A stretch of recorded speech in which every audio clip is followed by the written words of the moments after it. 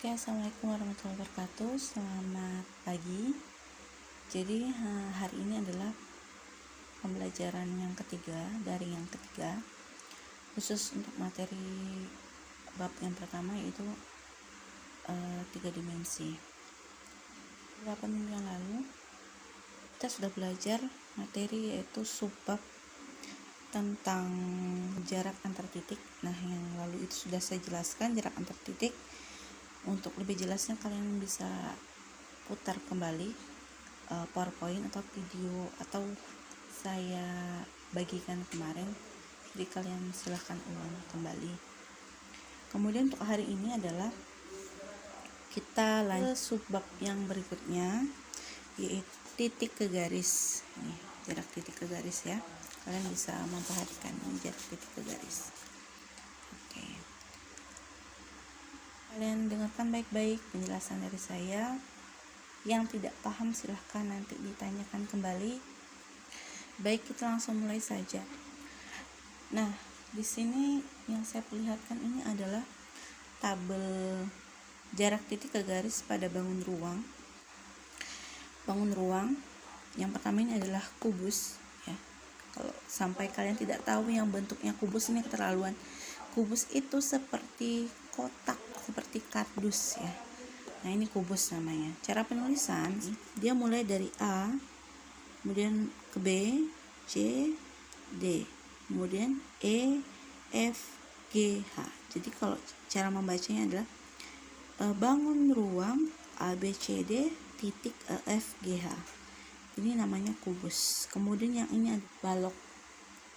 Yang ini juga sama, ini juga balok. Cuman miring ya. Dari gambar di samping, panjang ruas EA, yang mana yang EA?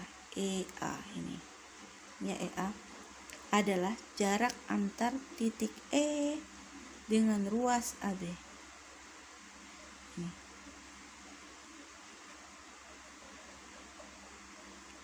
Nanti saya gambarkan ya. EA adalah jarak antar titik E dengan ruas AB. Kemudian panjang ruas garis BC merupakan jarak antara titik C dengan ruas AB. Perhatikan kembali, jadi kalau tidak jelas silahkan kalian tanyakan.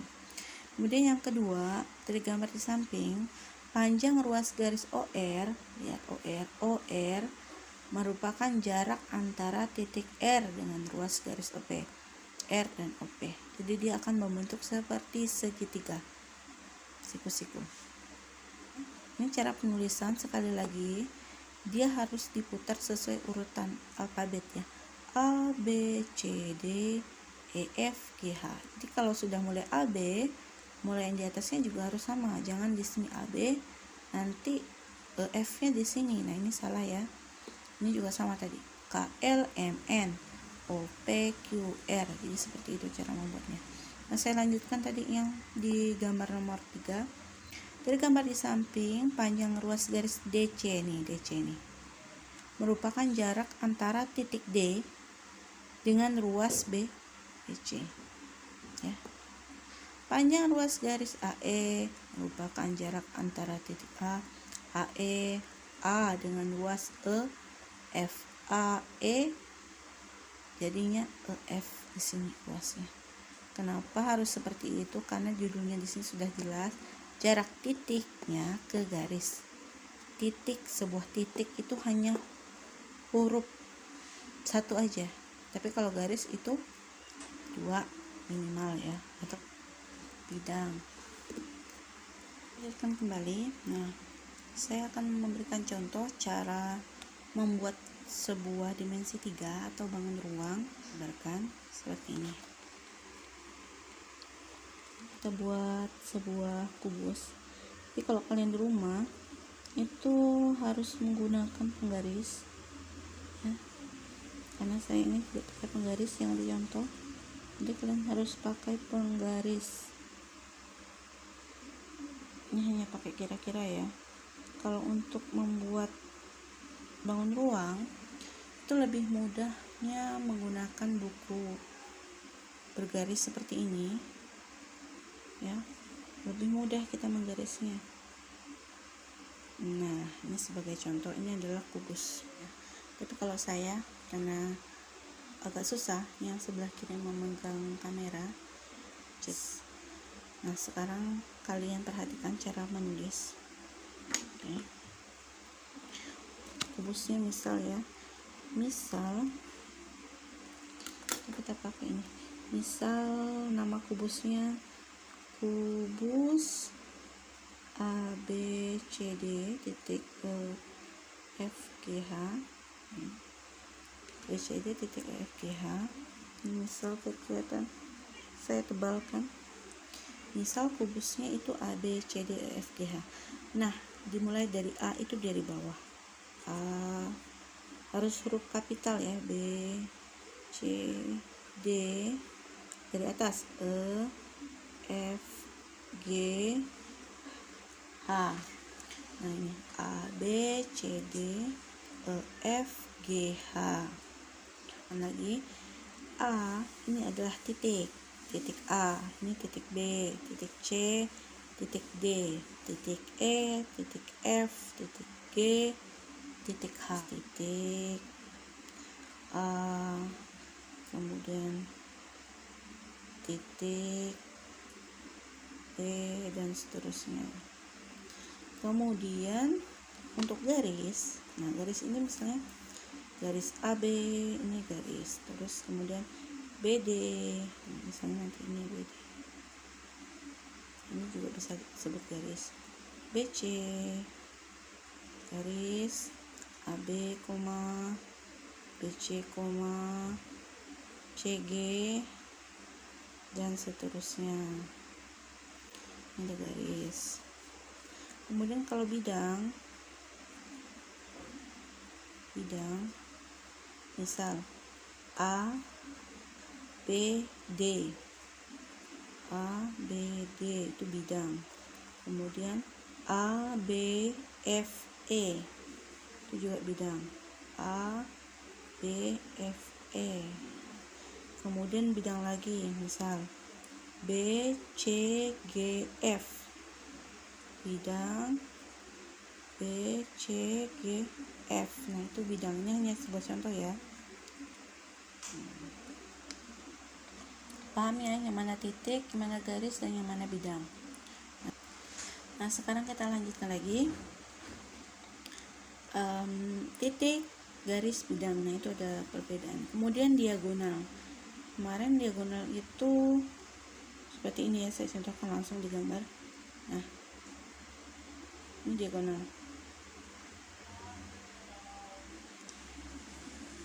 ini diagonal CF. Terkadang kalian itu kelirunya diagonal itu kok Bu sama dengan garis ya. Tadi kan garis ada garis AB, garis BD ya, bidang datar, jadi namanya diagonal sisi, di sisi dia disebut diagonal itu apabila dia terbagi dua oleh sisi, jadi ada yang titik berhadapan, misalnya B dan G. Ini diagonal sisi, namanya itu sisi CF. Kemudian saya ambil ya diagonal ruang seperti ini, kita tarik dari H ke B, ini namanya, kelihatan nggak ya, diagonal ruang.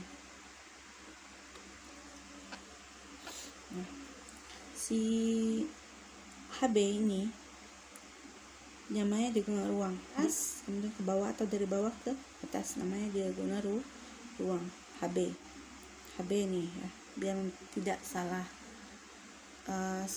kemana-mana pikirannya, jadi diagonal ruang HB. Kemudian ini hanya sebuah contoh, jadi kalau seandainya kita pindah diagonal ruangnya ke sebelah sini, ke E ke C, nanti dia akan jadi seperti ini. Nah ini juga diagonal ruang. Kalau misalnya saya tambah dari A ke C, ya, dari A ke C, ini namanya diagonal sisi, karena letak AC ini dia di sisi, ya.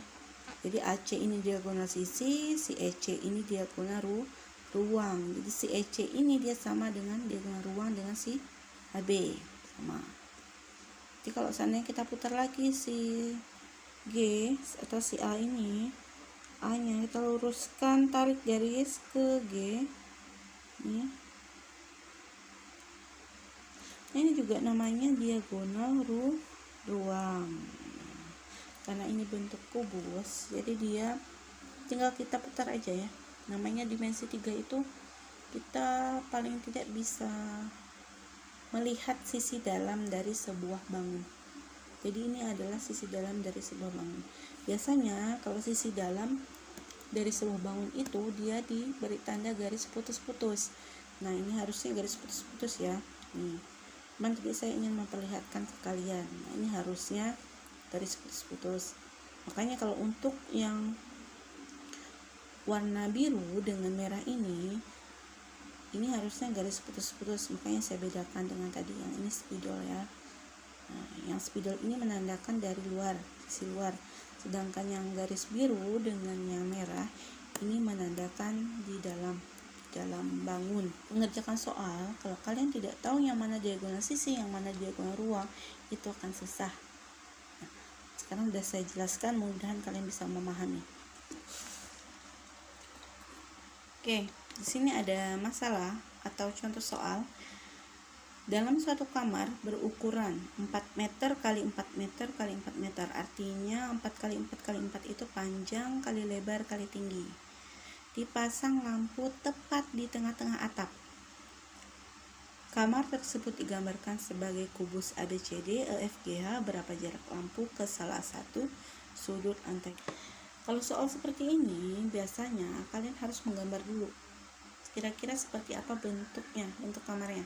Sekarang saya contohkan cara menggambarnya ya.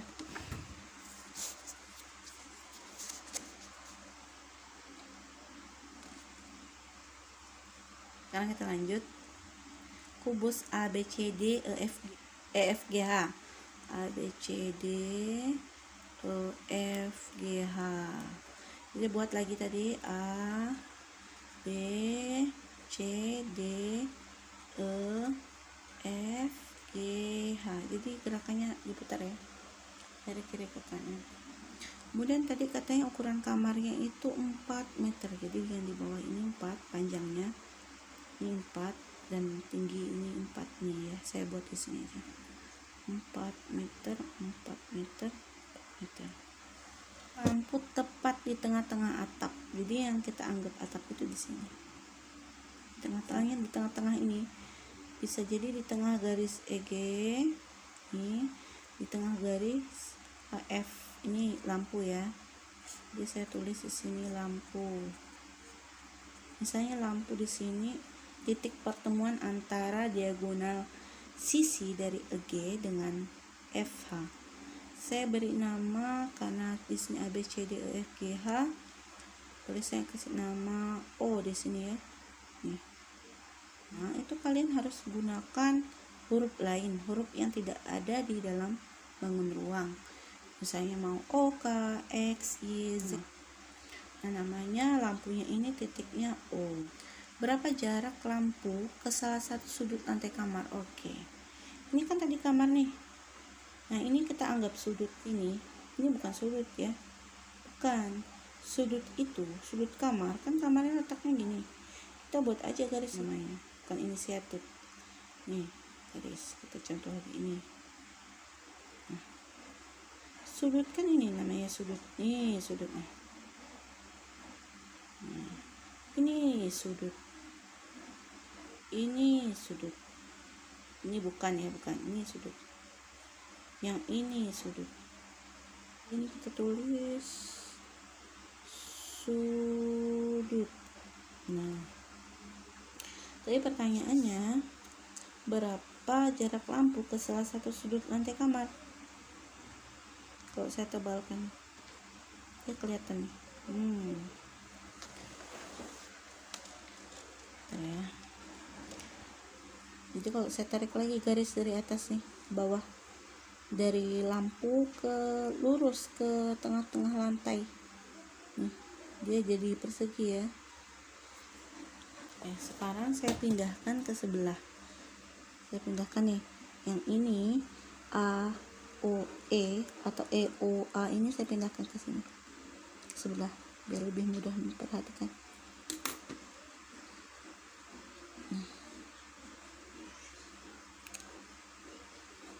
Nah, ini A, ini si O, ini si E.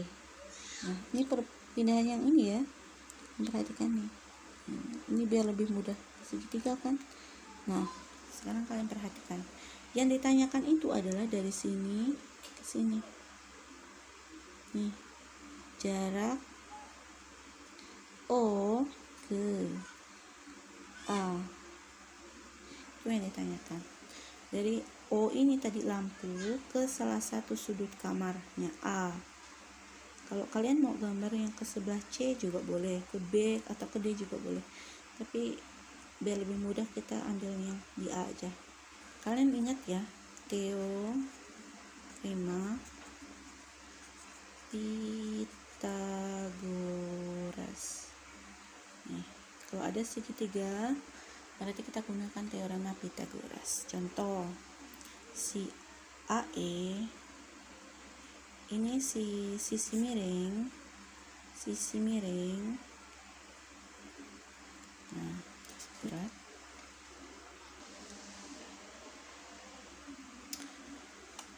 Oke, sekarang kita lanjut lagi. Tadi untuk mencari AE kuadrat sama dengan AO kuadrat dikurang CEO kuadrat ya, buat ini AE sama dengan akar AO kuadrat dikurang EO kuadrat. Jadi si kuadrat di AE nya berubah menjadi akar si AE. Cuma pertanyaan di sini yang ditanyakan itu adalah si AO. Kalau kita buat AO, kita ambil ke akar sama dengan akar AE kuadrat ditambah si EO kuadrat ditambah. Tapi kalau yang sisi AE dengan EO yang terpanjang ini yang mengurangi salah satu. Misalnya tadi yang si AE udah ya, AO udah, sekarang si EO sama dengan akar, nah sama tadi EO, jadi si AO yang mengurangi AO kuadrat kurang si AE kuadrat. Nah, ini yang perlu kalian ingat. Ini tadi yang ditanyakan itu adalah jarak A ke O, jadi yang A ke O yang ini ya kita ambil, berarti ini kita ambil. Sekarang kita ubah posisinya ke sebelah sini, kita ambil gambar tadi yang si AE, kita buat baru di sini ya, kita tarik garisnya kira-kira seperti ini O, ini E, ini A. Yang ditanyakan ini dengan akar AE kuadrat ditambah EO kuadrat. EA tadi udah ada ya, EA. Kita kembali lagi ke yang awal. EA. Si EA ini kan tadi sama dengan si CG, sama dengan si FB atau si HD, yaitu 4 meter. Si EO, kita perhatikan kembali si EO. Si EO ini kan adalah setengah dari EG ya. Dia letaknya kan di sini. Kan setengah dari EG, setengah dari HF. Jadi kita ambil setengah dari EG. Jadi O itu sama dengan setengahnya si EG sama dengan setengahnya juga si FH. Nah, jadi kalian mau ambil yang mana? Yang ini boleh. Kita cari EG. Untuk EG, nah ini perlu kalian ingat berulang kali EG. EG ini sangat mudah ya, itu namanya diagonal sisi. Diagonal sisi itu kalaupun mau kalian cari pakai rumus Pythagoras itu juga boleh, tapi menurut saya kalian langsung aja nah contohnya begini, itu udah pasti ya. EG ini tadi kan diagonal sisi. Diagonal sisi itu kalau untuk kubus kalian lihat panjangnya itu selesai 4 meter. Jadi kalau dia diagonal sisi itu tinggal kalian tambah akar 2. Nah itu begini, diagonal sisi EG itu sama dengan 4, karena di jarak 4 meter tinggal ditambah akar 2. Nah ini tidak dicari, tapi untuk pengetahuan aja, udah pasti dia 4 akar 3. Nah, kalau diagonal ruang tinggal ditambah akar 3 di belakang, kalau diagonal sisi tinggal ditambah 4 akar 2.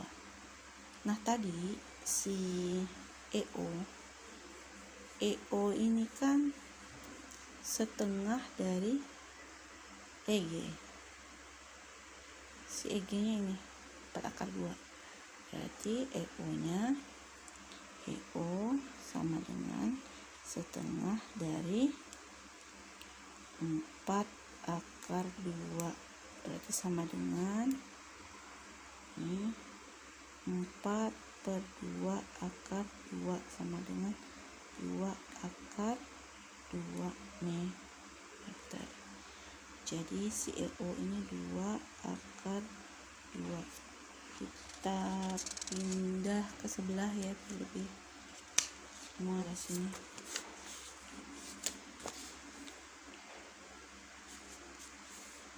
Langsung masuk rumus ya. Jadi si AO sama dengan akar AE kuadrat tambah EO kuadrat. Nah sama dengan tadi AE nya itu kan 4 ya, terus jadi kasih kurung 4 kuadrat tambah si EO nya tadi kan 2 akar 2, EO nya 2 akar 2 kuadrat di luar. Nah, seperti ini. Akar ini 4 kuadrat ya, ini 4 kuadrat. Kita buat catatan di lain tempat ya, kita ubah seperti ini. 4 pangkat 2 itu sama dengan 4 kali 4 ya 16. Kita buat di sini 16 tambah nih si 2 akar 2. 2 akar 2 ini kan pangkat 2, artinya 2 akar 2 kali akar 2 nya dipangkatkan 2 juga. Jadi kan gini ya, 4 nih akar 2 kali akar 2 itu kan akar 2 kali akar 2 itu kan akar 4 ya. Di 4 kali akar 4. Nah 4 kali 2, akar 4 ini kan 2 ya, jadi adalah 8. Nih 8, berarti sini tulis 8 sama dengan akar 16 tambah 8 berapa? 24. Nah akar 24. Sekarang akar 24 ini kita jabarkan lagi. Akar 24 ini kita pindah ke sini. 24 itu berapa kali berapa? Misalnya 12 kali 2, kemudian 6 kali 4, berapa lagi? 8 kali 3. Di antara ketiga ini yang mana yang ada kuadrat yang sempurna, artinya kuadrat sempurna itu langsung bisa kita keluarkan dari akar. Nah, misalnya gini, 12 ini kan tidak ada nih. Maksudnya gini, berapa kali berapa yang hasilkan 12 di angka yang sama? 2 juga. 6 gak ada ya, 3 kali 2 atau 6, bukan 4 bisa jadi nih 4. Maksudnya gini, 2 kali 2 ya, angka yang sama. 8 juga tidak ada, 3 juga ada. Berarti yang kita gunakan yang ini. Oke, kita buat di sini. Kita 4 kali 6 atau 6 kali 4 sama aja. Akar 4 kali akar 6 ya, atau kita jabarkan akar 4 itu 2, akar 6 itu tetap akar 6, berarti dia 2 akar 6 meter. Nah, dapatlah si AO nya ini 2 akar 6 meter. 3 pertanyaan ya yang akan saya jawab. Kemudian kita akan melangkah selanjutnya, yaitu latihan soal. Saya persilahkan bagi kalian yang untuk bertanya. Oke, cukup sekian penjelasan dari saya. Kurang lebihnya saya mohon maaf. Saya akhiri. Wassalamualaikum warahmatullahi wabarakatuh. Selamat pagi.